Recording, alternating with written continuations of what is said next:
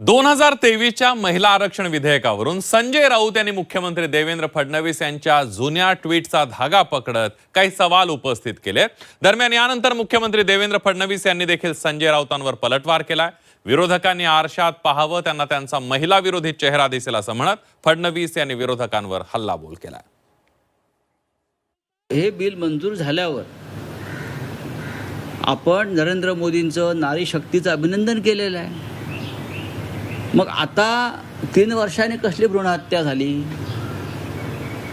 कसली भ्रूणहत्या झाली? आता आम्हाला ते बोलतायत, त्यांनी आरसा बघितला पाहिजे, त्यांचे काळे चेहरे, त्यांचे महिला विरोधी चेहरे हे त्यांना येतील।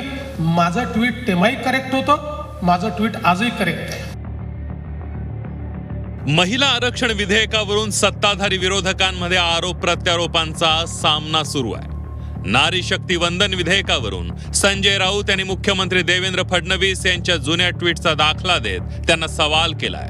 हे विधेयक आधीच मंजूर झालंय, त्यामुळे 3 वर्षानंतर आता विधेयकाची भ्रूणहत्या कशी असा सवाल संजय राऊतांनी केलाय। 20 सप्टेंबर 2030 ला ट्विट करण्याचं कारण काय फडणवीस साहेबांना आमच्या? याचं कारण असं आहे की हे बिल मंजूर झालेलं आहे।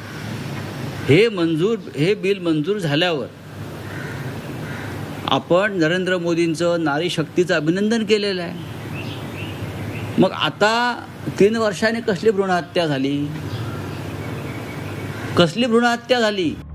संजय राऊतांनी 2023च्या विधेयकाचा धागा पकडत फडणवीसांना सवाल केलाय। दरम्यान यानंतर मुख्यमंत्री देवेंद्र फडणवीस यांनी देखील संजय राऊतांचा समाचार घेतलाय। माझं ट्विट तेव्हाही करेक्ट होतं आणि आताही करेक्ट असल्याचं फडणवीसांनी म्हटलंय।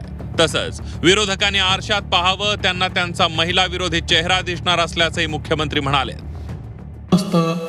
पण 27 पर्यंत सेन्सस होऊ शकलेलं नाही, म्हणून केवळ आपण त्याच्यात एवढाच बदल करतोय की जे 21चं म्हणजे जे 24ला सेन्सस होणार होतं त्याच्याऐवजी 10 वर्ष आधीचा सेन्सस घ्यायचं, एवढाच आपण।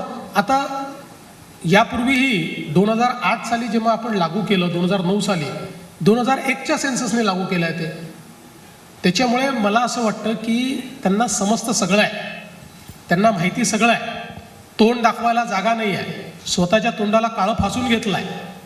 आणि आता आम्हाला ते बोलतायत, त्यांनी आरसा बघितला पाहिजे, त्यांचे काळे चेहरे, त्यांचे महिला विरोधी चेहरे हे त्यांना येतील।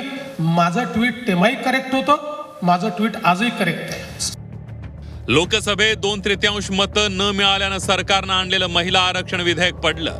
विधेयक मंजूर करण्यासाठी 354 मतांची गरज होती, मात्र सरकारच्या कोट्यात केवळ 298 मतं पडली होती आणि त्यामुळे 54 मतांनी महिला आरक्षणाचं विधेयक पडलं। दरम्यान याच विधेयकावरून आता चांगलंच राजकारण तापलंय। विरोधकांनी उपस्थित केलेल्या प्रश्नांना मुख्यमंत्री देवेंद्र फडणवीस यांनीही जशास तसं प्रत्युत्तर दिलंय। ब्युरो रिपोर्ट, झी 24 तास।